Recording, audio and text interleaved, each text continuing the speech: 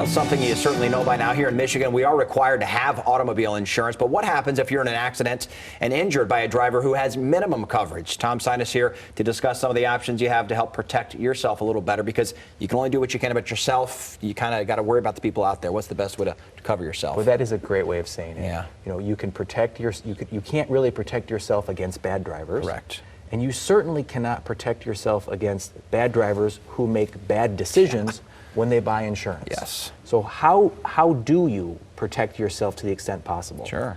Remember these two words: underinsured motorist. Underinsured motorist. It's a type of coverage that everyone should buy, but they're not required to buy. Gotcha. You'll find if you price this out, however, it's some of the best deal on insurance coverage you can get. Gotcha. And what it really is a stand-in to protect your family if you're the victim of a bad driver who bought bad insurance.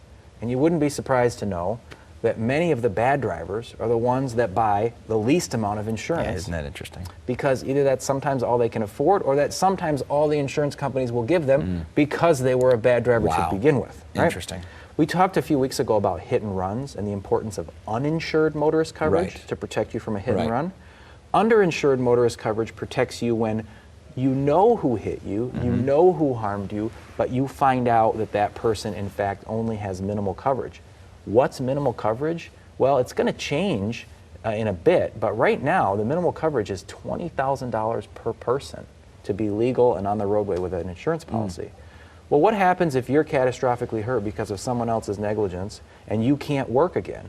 Well, you're only going to get 3 years of your lost wages from your no-fault insurer, and if you can't go back to work beyond those 3 years, the only remedy you have is a claim against the at-fault driver. Yeah.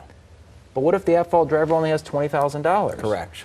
Okay, the only place for you to go and protect yourself and your family is that underinsured motorist coverage. So buy it now.